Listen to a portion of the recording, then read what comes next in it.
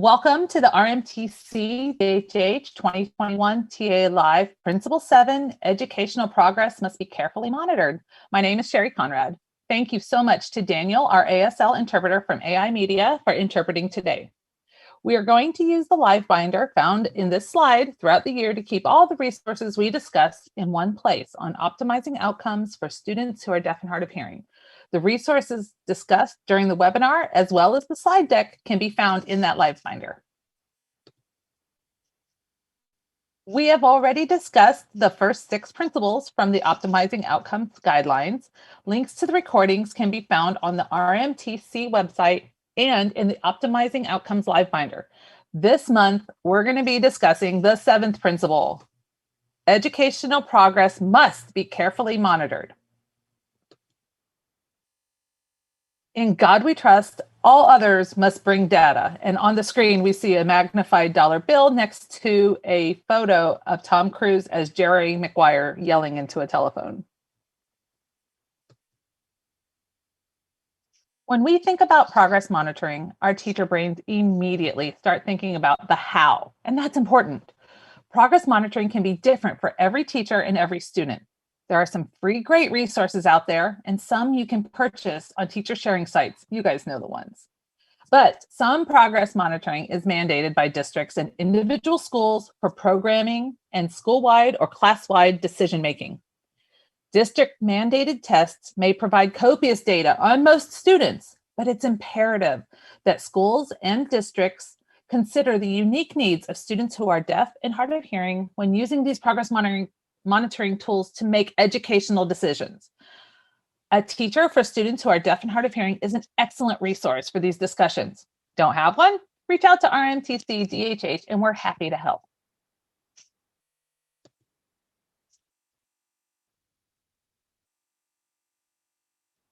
In addition to the progress toward the grade level standards, progress monitoring should be applied to a wide array of conditions for students who are deaf and hearing. The concepts on this slide are just a few that might be monitored or valuable to a teacher for students who are deaf and hard of hearing. IEP goals and objectives, how are you going to know if they've mastered them if you don't have data? Accommodations, how do you know that the student needs an accommodation for access if you don't have the data to support this? One accommodation that frequently comes up is the use of paper-based testing. For some of us more experienced teachers, the idea of computer-based testing was initially frightful because it wasn't something that we were able to do because we weren't used to doing it. It was uncomfortable. But for many students, digital testing was not only more comfortable, but some students performed better when using digital assessments.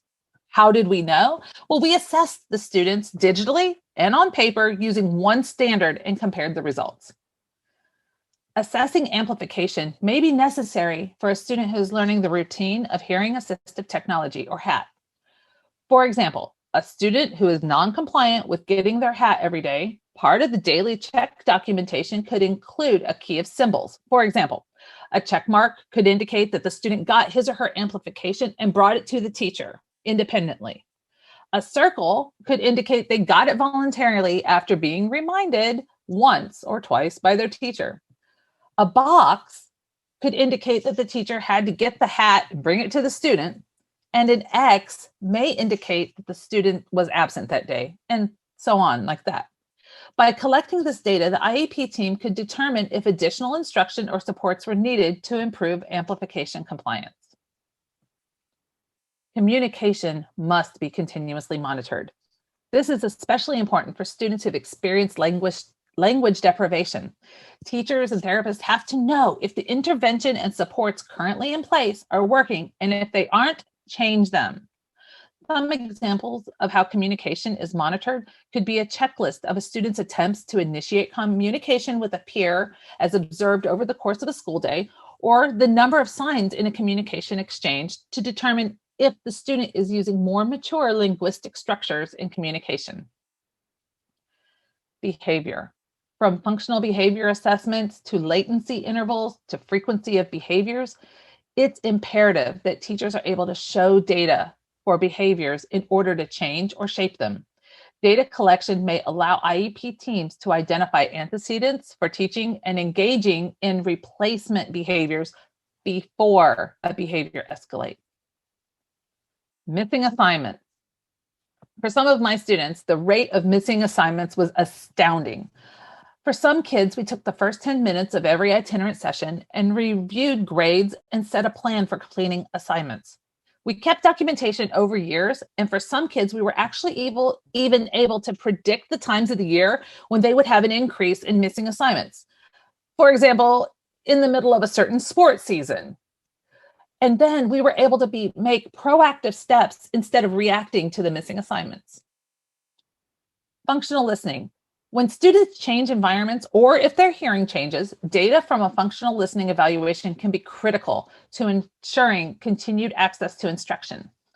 Functional listening evaluations are not limited to the 3-year reevaluation. And finally, monitoring a student's social and emotional growth also gives teachers and related service providers not only data on those annual goals, but also areas in which the IEP team may need to focus future goals and objectives. These are just a few ways, and a Google search will render tons of ways teachers can progress monitor. But friends, what if it isn't about the how? If we understand the why, then the thought process surrounding progress monitoring shifts from one more thing we have to do to an integral part of a system of change designed for individual student success. What's the point of collecting data? Stop and think about that. The purpose of progress monitoring, and really any special education service, is to close any achievement gaps for students with disabilities. For kids who are deaf and hard of hearing, academic gaps may not even exist, yet the student may demonstrate need because of the need for instruction and supports in executive or independent functioning deficits, or in the area of self-advocacy and self-determination. The National Association of State Directors of Special Education, or NASD, reminds readers in the Optimizing Outcomes for Students Who Are Deaf and Hard of Hearing Educational Service Guidelines, teachers of the deaf and hard of hearing students are skilled in strategies and approaches to support and accelerate students' learning. General education and special education teachers may not have been trained in the areas unique to students who are deaf and hard of hearing, and so additional support may be needed for them. The Council for Exceptional Education also released a position statement on the importance of teachers for students who are deaf and hard of hearing. And guess where you can find that? You said in the live binder, you're correct. Check it out.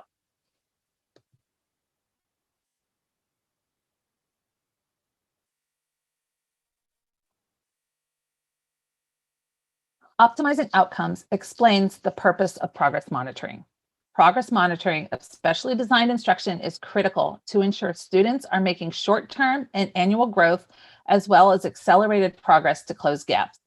Professionals should routinely, or in essence, daily, weekly, monthly, and quarterly, use multiple data sources to indicate that the specially designed program is resulting in the intended outcomes for students. I'd like to draw your attention to some very specific words from what the National Association of State Directors of Special Education included in the statement. Accelerated progress. A year's growth is not going to close an achievement gap. It has to be growth that's going to render more than a year's improvement in the same amount of time. Routinely, at regular intervals, so that you get a robust picture of student performance. And multiple data sources. This is especially important for students who are deaf and hard of hearing. We're going to talk about the one tool to rule them all in just a minute.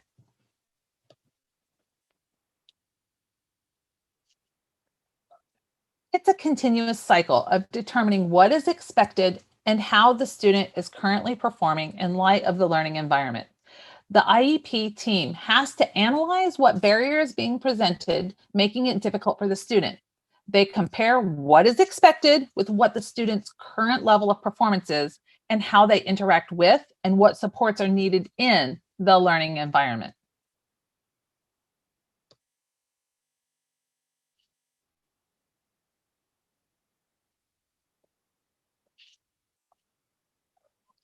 Some tools for academic progress monitoring have been designed for students who are deaf and hard of hearing, such as Avenue PM, Signed Reading Fluency by Easterbrooks in Houston, or the Signed Spoken Silent Reading Fluency, which was adapted by the Florida School for the Deaf and Blind's Brent Bechtold. For more on that, you can check out a TA Live archive. And intervention-specific progress monitoring, such as Fairview Adapted Dolch Word Mastery and other curricula and interventions that require progress monitoring and regular monitoring. They monitor very specific academic skills with respect to the needs of students who are deaf and hard of hearing.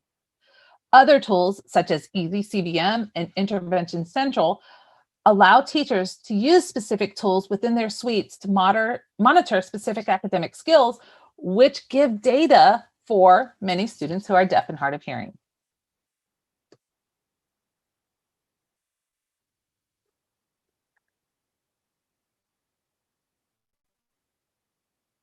While academic progress monitoring is crucial to closing achievement gaps, it is also important that teachers are able to monitor progress on the skills related to the expanded skills standards.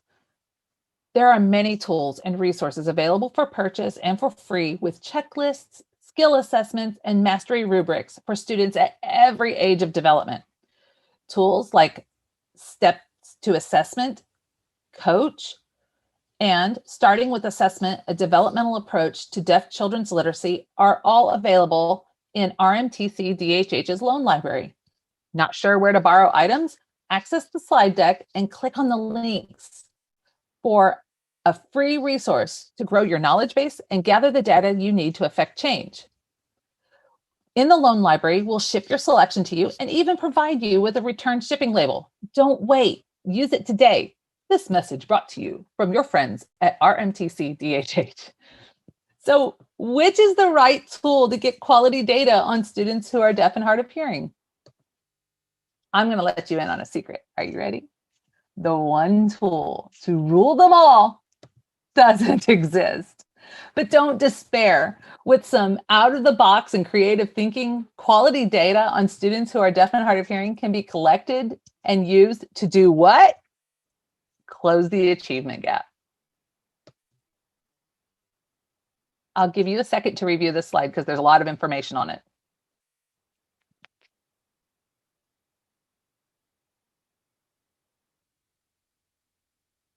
This is a progress monitoring protocol developed by teachers in Orange County.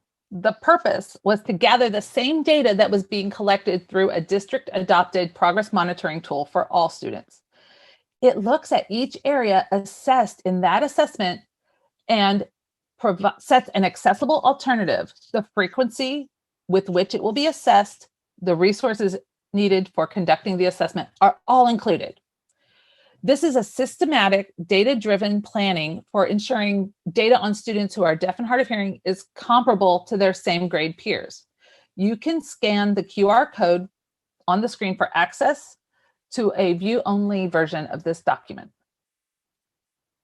The moral of the story is that if the tool the district isn't using, moral of the story is that if the tool the district is using doesn't meet the needs of a student or isn't accessible, the IEP team is tasked with finding a comparable alternative to make sure that every student is provided a free, appropriate public education in the least restrictive environment. This is why we're expected to list both district and state mandated assessments that the student will be taking on the IEP in case we need to come up with an alternative to appropriately assess the student. So, what are the big takeaways? It is about who, what, when, where, and how, but it's really important to remember the why. Progress monitoring is individualized, and progress monitoring is a continuous practice. I'm so excited because now we're going to have our panel of experts come on and share how they utilize progress monitoring for students in their district. Welcome Gina Gilmore from the Florida School for the Deaf and Blind and Vicky Boodram from the University of Miami Debbie School. First, we're going to have Gina Gilmore from the Florida School for the Deaf and Blind. Gina is a first grade teacher at the Florida School for the Deaf and Blind, or FSDB, and a graduate of the University of North Florida. She is presented at the Florida Educators for Students Who Are Deaf and Hard of Hearing, or FEDA conference on data-driven instruction, and is a certified trainer for fingerspelling our way to reading. Gina is currently the 2021 District Teacher of the Year for FSDB. Welcome, Gina. Hey, thank you very much for having me. So I was asked to come here today and present a case study of one of my students so that we can discuss how progress monitoring helped them improve and get closer to grade level. So I'll let you read over the slide real quick.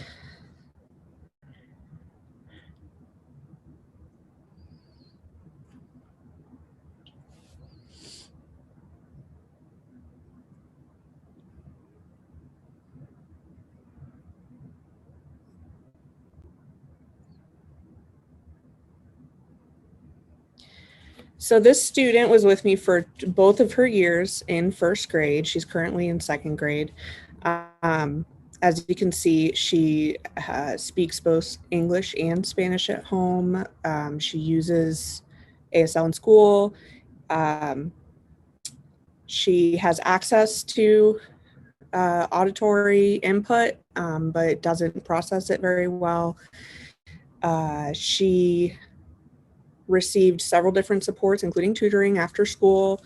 She, I did forget to say that she did live in the dormitory, so she was here Sunday through Friday. And when she came to us, she was at the 6th percentile for reading, according to MAP district assessment, which is similar to iReady.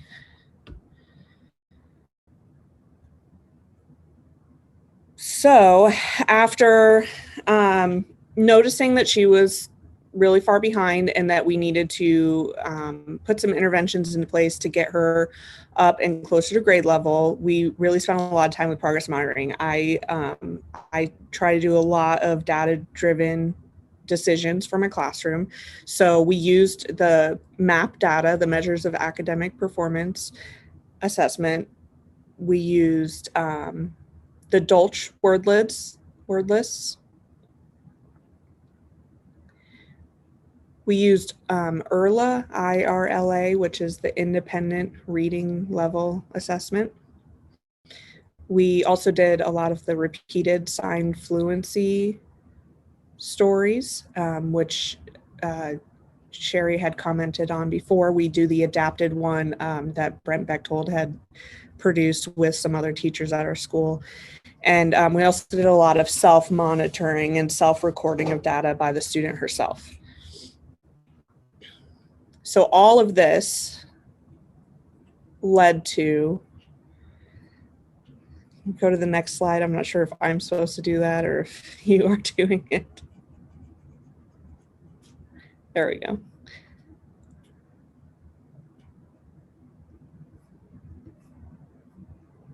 So as you can see, the student went from 6th percentile on her vocabulary and reading comprehension to 54th percentile, which is, you know, we're looking for 50th is average for grade level.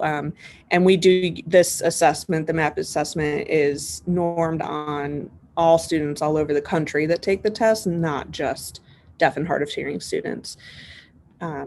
She increased her independent reading level from an early kindergarten to a mid first grade. So she was still a little behind grade level, but she did make that huge growth, and her receptive and expressive ASL skills increased. We do have an assessment that we use here for that, but as you know, we hit a pandemic last March and we never got that final result. So I didn't include those scores. So does anybody have any questions? Yes, Sherry. Rona ruins everything.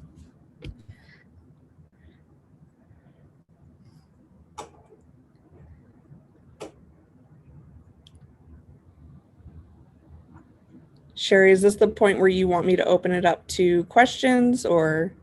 Okay.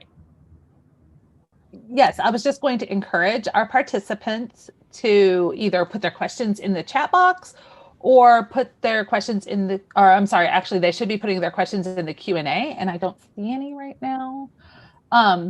So I guess what I would like to know then while we're waiting, because people might be typing, what are some, besides Rona ruining everything, what are some barriers to collecting quality progress monitoring data that you've run into, and how have you overcome those?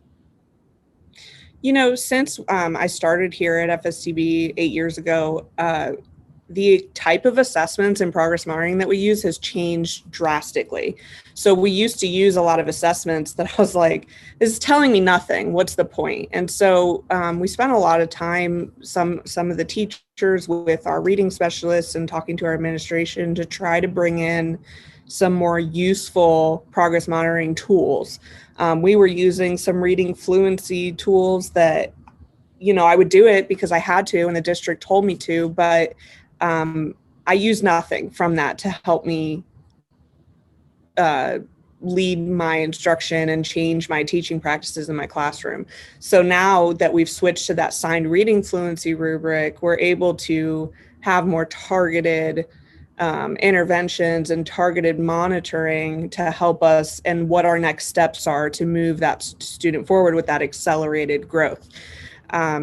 Same with using the MAP assessment. We didn't do anything like that previously. And once we've started doing that, so I think part of the issue is, like you had said before, is having appropriate progress monitoring tools to meet your student. And so that's where it comes in at FSDB, us talking to administration to get that done. But, at any other district school, it would be using the IEP team and that progress to find where you can get an assessment that's going to better give you. The whole point of all of this is to make decisions about your instruction for that student. And if you have an assessment that tells you nothing, there's no point.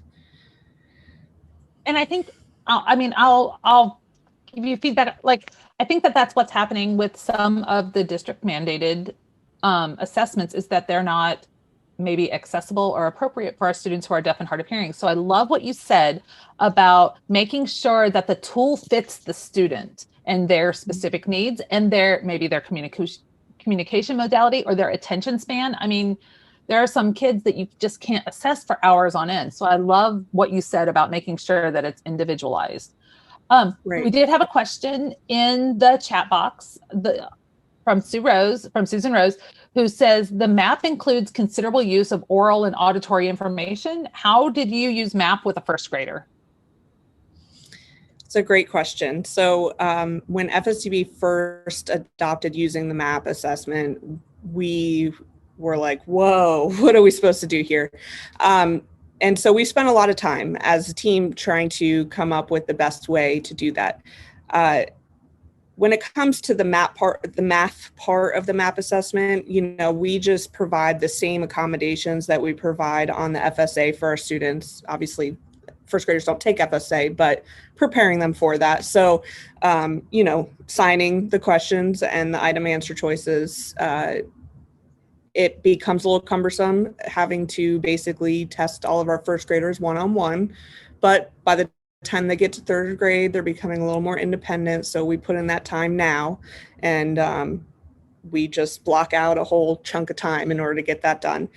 For the reading assessment, kindergarten and first grade uses the K-2 reading assessment, which is very heavily phonics based. I agree. Starting in second grade, they switched up to that second to fifth grade one, which is a lot less of those foundational phonics skills.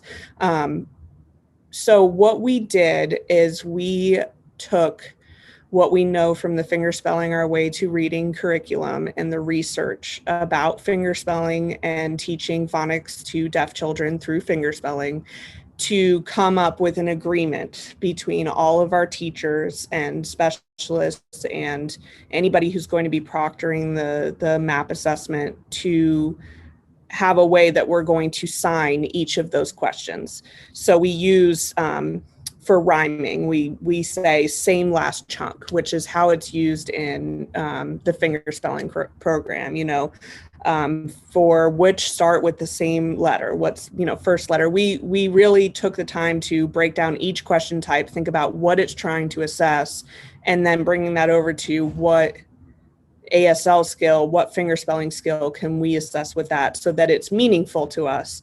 So that then when we get those results, we have a meaningful understanding of, it's not just oh, that's a throwaway part. We know from research that phonics through fingerspelling is important. So how are we using this assessment to see where their growth is? I think that using that research and going along with that really helped us get more meaningful data from that than just being like, it's phonics. There were two big takeaways I'd like to just summarize from what you just said, Gina, because there was a whole bunch of good stuff in there. And if you're watching this as a recording, go back and watch that again, because there was some really good information in there. But the one thing I took away at the beginning was that you're preparing your students in first grade to be able to mediate those big high stakes tests under the conditions in which they're going to have to be trained to be able to take those tests when they get to third grade. I love that you're starting early. That is amazing.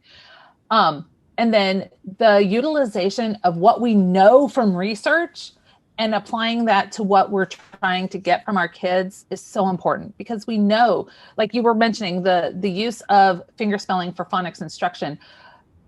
That is beautiful. Are you necessarily using the exact assessment from fingerspelling our way to reading? Maybe, maybe not. It depends on the kid. So I love that you're taking that research-based information and you're applying it to the needs of the individual student. Mm-hmm. So those are two huge takeaways. But I love how you're adapting it for the needs of the individual student.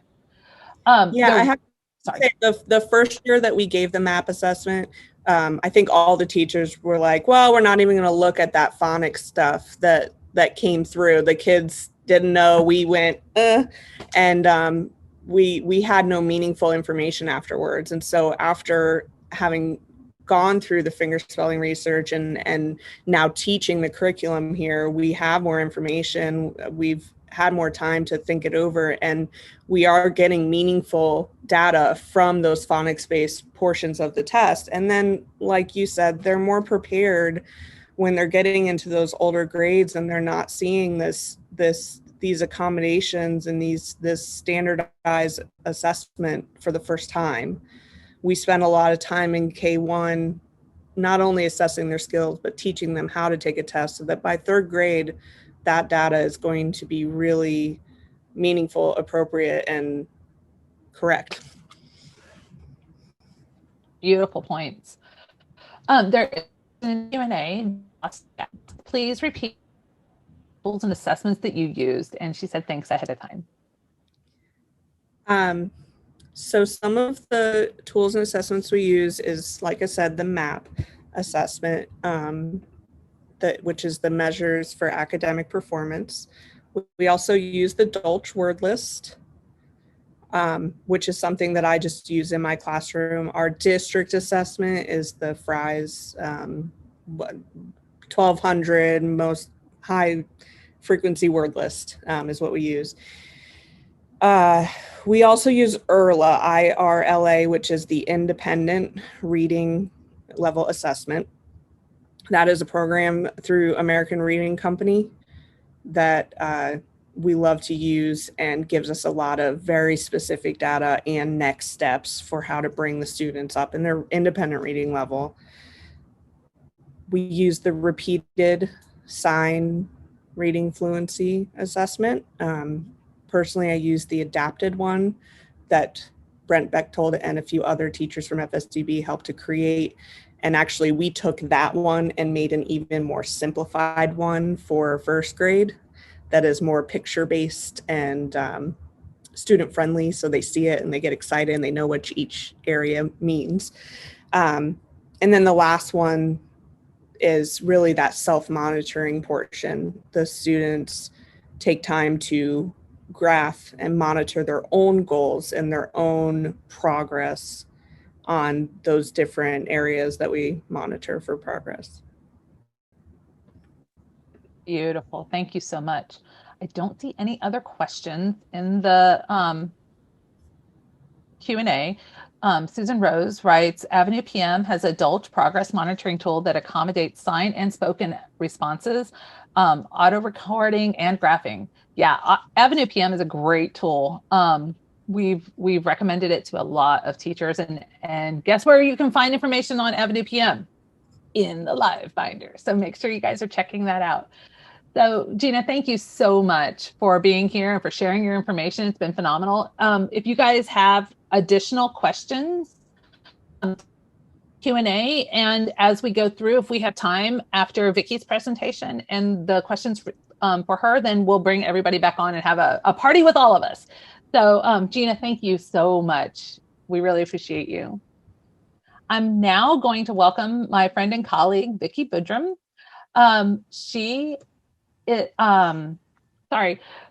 Welcome to Vicky Boodram, special education teacher of the deaf and hard of hearing, certified in Florida. She's received her bachelor's degree and master's degree at the University of Miami. She also has her ESOL endorsement. She has worked in the field of special education since 1998 and with students who are deaf and hard of hearing since 2003. She currently works at the University of Miami Debbie's Institute as the head teacher in a self-contained primary K-2 classroom of the Auditory Oral School for Children who are deaf and hard of hearing. She is also a certified teacher-child interaction training universal coach for the Debbie Institute staff. So guys, everyone help me welcome Vicky Boodram to our panel. Hello, thank you. Thank you so much, Sherry, and good afternoon to everyone. I would like to just take a moment to say thank you to everyone at RMTC for all your hard work and dedication and support that you have given us. It's greatly appreciated. Thank you. So today, I would like to share a little bit about Catherine. She was born with cytomegalovirus, which is also known as CMV, and she had passed her newborn hearing screening. So for those who are unfamiliar with CMV, if a child has this virus, there might be no symptoms at all, show no signs of the symptoms. However, at birth, you can see a child showing these symptoms, and for others, it shows over time. So some of these health problems are long-term, and some of those symptoms that we can see in these kids can be a hearing loss, developmental delays, vision loss, and even seizures.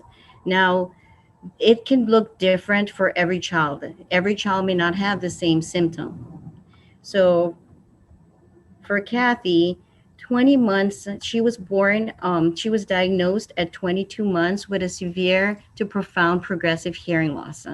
She wore hearing aids and she received her bilateral cochlear implants at 3.5 years old on her left ear and at 4 years old on her right ear. She did receive homebound services and physical therapy before starting school. She started the auditory oral program at the Debbie School at 3.5 years old. So this is just about the time she was implanted with her first implant.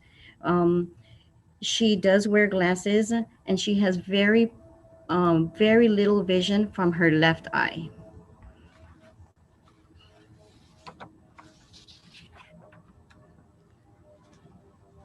So with respect to communication, her dominant language at home is spoken Spanish.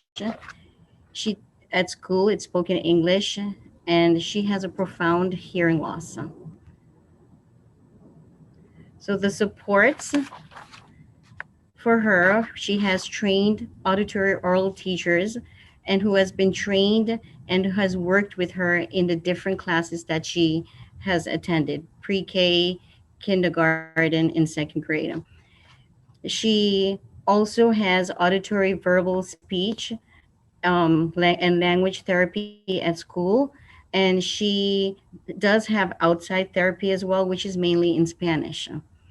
Her family has taken an active involvement and active role in her learning and growth at school. They have invested a lot of time in making sure that she attends all of her therapies and audiology appointments, and they have also been very involved in taking her to extracurricular activities outside of school. So there, she has experienced many challenges, as you can see here, in many different areas. Her auditory memory, she has difficulties processing and recalling information, oral information. So, for example, this really impacted her following directions in the classroom and in the daily routines. If I ask her, please clean up and then go to the bathroom, she may only be able to recall the first part, clean up. And this was even generalized in structured classroom settings and in therapy. So if the therapist would give her a, a direction, give me the ice cream, muffin, and a cupcake, she may only be able to recall the first part, ice cream, the first word, ice cream, and not muffin and cupcake. This also affected her vocabulary and listening comprehension, because if you think about listening comprehension, there are so many things that goes with it. Sequencing a story, for her it was very hard. She may remember the first part or the last part, but not remember all, what happened in the first, what happened in the middle of the story, what happened in the end of the story. So that was also difficult for her. Her processing speed was observed to be slow in comparison to her same age peers who also had a hearing loss. And she required a lot more wait time. With respect to her motor skills, she had trouble in the area of fine motor, gross motor, and balance and coordination. So some of the things that were observed here was her poor pencil grasp.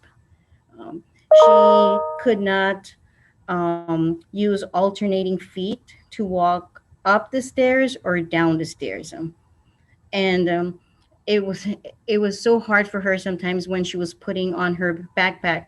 She would lose balance and fall on the floor or fall over her friends. So balance and coordination was a huge challenge for her.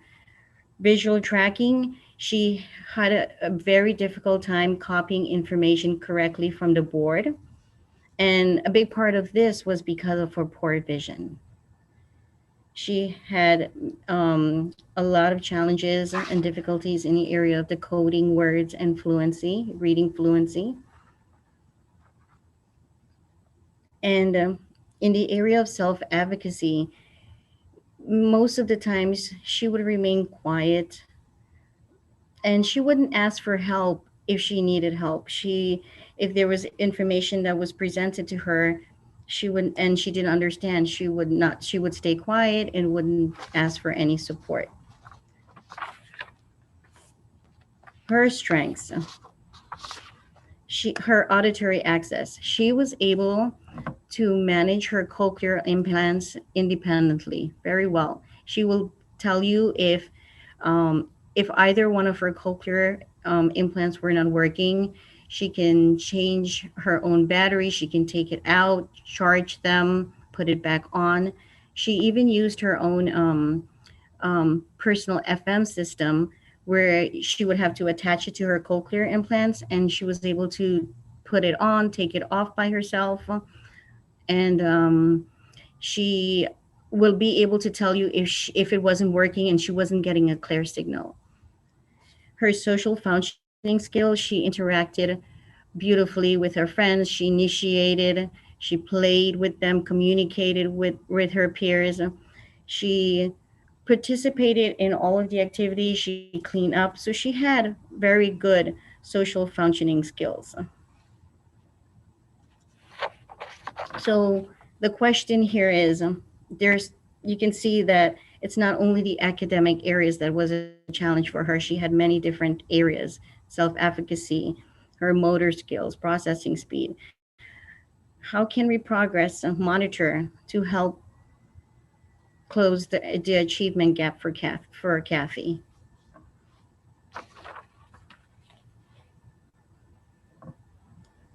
And Vicky, I'm going to go ahead and advance the slide to share exactly how you guys did that. Okay, perfect. So, through progress monitoring, we were able to increase her auditory memory and processing skills. The teachers at the Debbie School in the auditory oral program, we use the TASL as a checklist. It's the teacher assessment of spoken language, and it evaluates and documents the development of sentence structure. So we would monitor this by looking at the parts of speech and the sentence length that the students produced. The speech pathologist would work using the castles, use a checklist using the castles. It's the cottage acquisition scales for listening, language, and speech. And they monitor the grammatical markers and the sentence length of the students as well. In addition, they also use the auditory checklist to assess the progress of those auditory skills. So here we actually were able to merge both the castles and the tassel and create the bridge for so we can individualize our language assessment for our students. So we would meet quarterly every 3 months, and we did this frequently and we collaborated. So we were able to pinpoint all of the areas of need. So we would make goals. Did our student need to work on descriptive word, preposition, tier 1 vocabulary, tier 2 vocabulary, and if they were having a hard time, we were able to adjust those goals. So it's important here to see that, you know, when we use these language assessments, it allows us to tailor our instruction for the individual student. Also, we saw improved motor skills for her in the area of fine motor and gross motor. Through observation and collaboration with the physical therapist, we would meet once a month. We discussed how different activities and exercises we would use to support Catherine in her different in the different areas of gross motor and building up her balance, strengthening her balance. We will also meet once a month to see if progress was being made. So most of these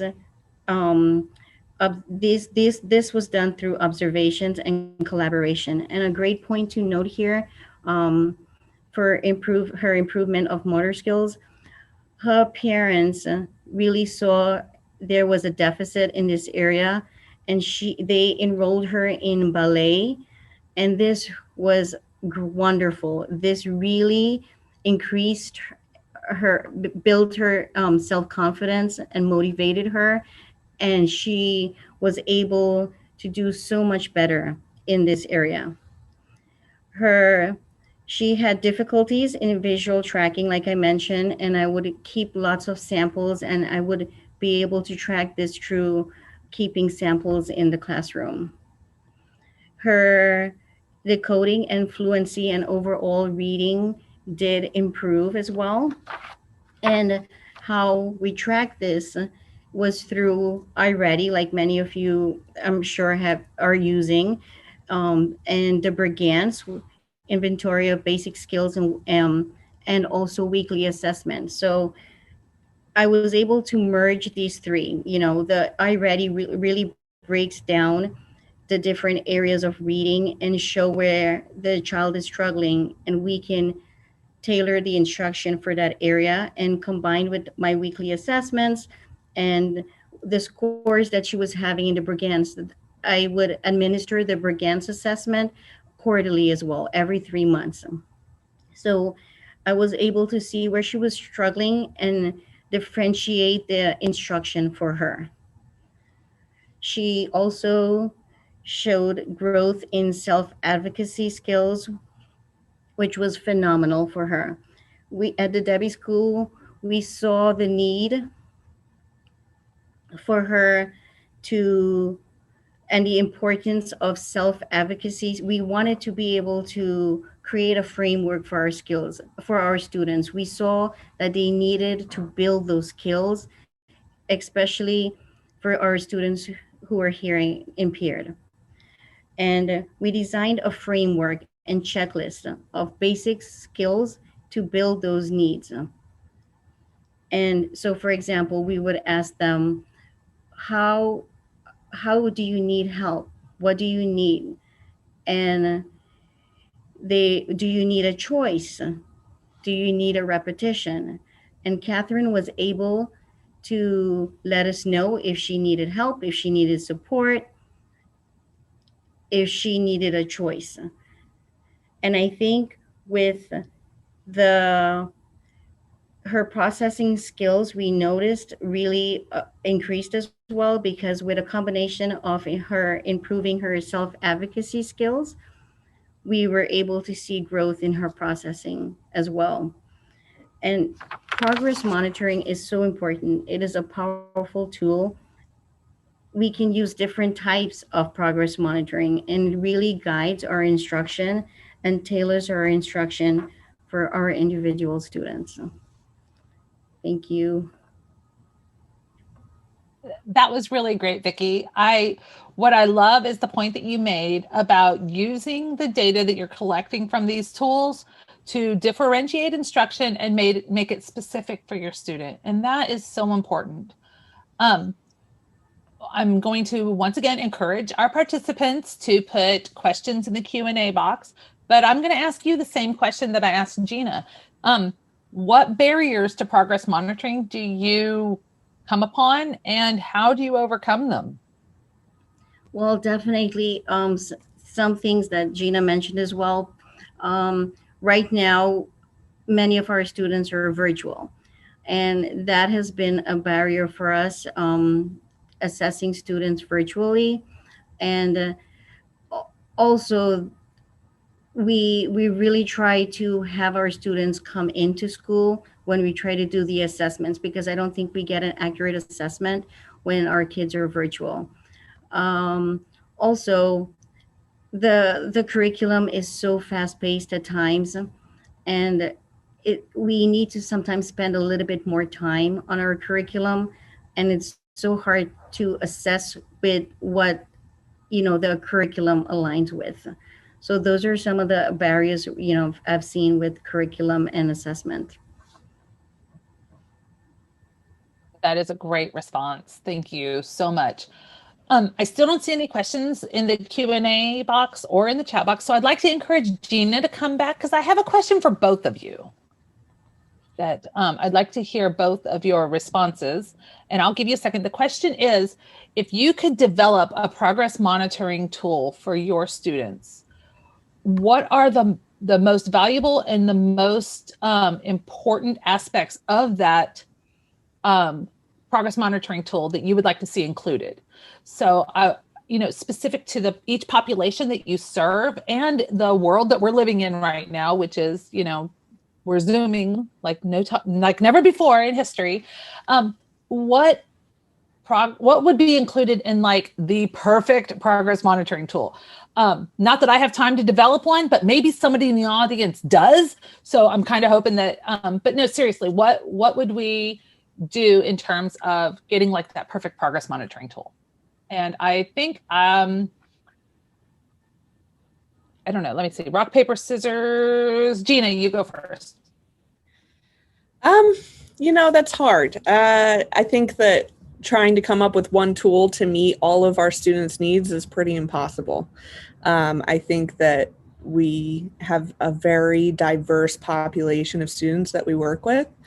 And even my population of students is going to be way different than, somebody that's working in a district school, or somebody who's an itinerant teacher, or somebody working at an oral school. And so it's hard to say, but, you know, my main thing is going to be that reading comprehension, ASL, receptive expressive skills,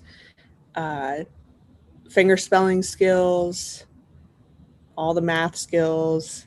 But then you get into, well, do we need to be monitoring behavior with some students? Do we need to be monitoring spoken English skills? Do we, you know, I don't have a good answer for you there. That's tough. It is, because, and it was kind of a loaded question, only because we talked so much about it being individualized, you know, so I think to do that would be like pie in the sky, champ, you know, top notch tool, especially for students who are such a highly specialized population. Vicky, do you have any ideas on what an ideal tool would look like? I agree with Gina. We really need different tools, right? We're assessing reading, everything that takes part in reading, phonics, and I work with the very young ones, kindergarten first. So we need to monitor phonemic awareness, phonics, reading comprehension, listening comprehension. It's so much different areas that we have to monitor. Oral development. Okay, so I really like what we have been doing here, coming up with different assessments and trying to bridge them and put them together to make it a little bit easier, because progress monitoring takes a lot of work. It's not easy to do, right? I also really like self-advocacy. I really love, because that's so important for our students to really build a self-confidence, to monitor themselves, to say that they need help. We need to champion them, to say that they need help, because they leave us, right? They leave the school. My school is coming into my class, it's a self-contained setting. And when they leave our school, they go to mainstream settings and bigger classrooms, bigger environments, and they need to be able to advocate for themselves. So I really love to have a self-advocacy assessment built into our assessment tool and for progress monitoring. And definitely, like math, there are so much different areas in math. There's just not one tool you can pick. You need different progress monitoring tools to progress monitor all of these areas. And then, like I said, look at this case study for my students. There are different challenges in all different areas, so different things come up. So how am I going to monitor motor skills, right? This is not what we're used to, but this is our student and we need to meet their needs in all the areas. So these are challenges that, we definitely, how could we include motor skills in there and get that quick assessment, right? We can't pull that out of the hat. So that's how I feel about it. No, that's beautiful. Again, and something that you said just now kind of made me think progress monitoring can't just be something that you just all of a sudden pull out of a hat and say, oh, I think I'm going to do this today. There has to be a plan, and there has to be some data already established for us to know which direction that's going to go. So my question to you guys now would be, how do you communicate and make sure that all the members of the IEP team are aware of the data that you're collecting, so that everyone's kind of on the same page, so that there's not, so that, like, if we were all teaching, Vicky's not working on one set of skills and I'm working on another and Gina's working on another. How do you guys communicate that with your partners for those individual students? And Vicky, would you like to start with that? Sure. We have a very good team. I work very closely with our speech pathologist, the audiologist. So we're always collaborating about our goals for the student. Where we always meet to talk about the castles, the tassels. So we're talking about the entire child. So we're able to meet. We know what level they're at, and we meet for each student, and we're using the same type of assessments right now, all the different tools for assessments. So it hasn't been too bad for us. That's really great. I like that there's some unity in the use of those tools for amongst the team. Gina, what would you say? Yeah, we, you know, at FSDB, we're a different beast, and we have a lot of different staff members working with students, and we all kind of have our roles and what we're tasked with working on. Personally, I like to work with a co-teacher, and so if there's enough students for our grade level, we tend to try to pair up and work together. So we spend a lot of time meeting and talking about what we're doing, what we're progress monitoring, divvying things up. We share, we break apart things so that we can both work.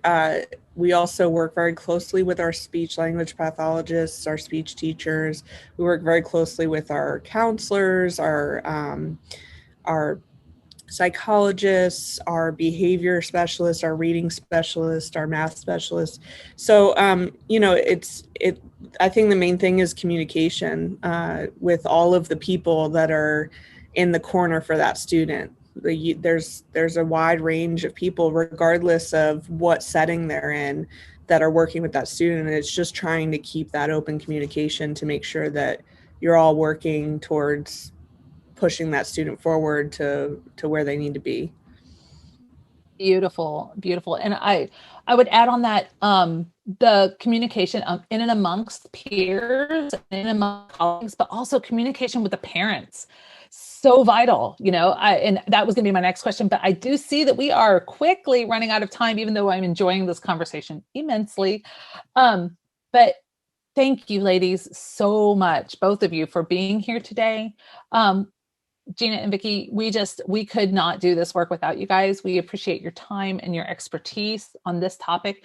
We know that this is a different kind of school year, and just know that we're here to support both of you and everyone watching this. You know, RMTC, we do feel privileged to have the opportunity to support teachers around the state of Florida, and we do feel very fortunate. So thank you so much for being here with us today. We would also like this time to thank our interpreters, Daniel and Anna, from AI Media, for providing the interpreting services today. Next month, we're going to be discussing Principle 8. Can you believe that we're already to Principle 8? Access to peers and adults who are deaf and hard of hearing is critical, and we're going to be doing that on April 14th. Make sure to go ahead of time and fill out that Google form with any questions you may have for the panelists. This recording is going to be posted on the RMTC-DHH website. And you know, you guys, we love hearing from you, and we're happy to help in any way we can. You can connect with us through social media like Facebook, Twitter, and Instagram. You can also sign up for our newsletters. We would love to see your comments. To continue our work, we also need to ask you to fill out our survey. As you may know, we are a Florida Department of Education Bureau of Exceptional Student Education discretionary project, and all of the services that we provide are at no cost to you. So Scott has already put the evaluation link in the chat box for today. If each of you would please complete the survey right now, we would greatly appreciate it. When we close out of the Zoom room, the survey is also going to automatically pop up, and you'll be sent an email with the survey also. So what we're saying is, please complete the survey. It's really important to our work.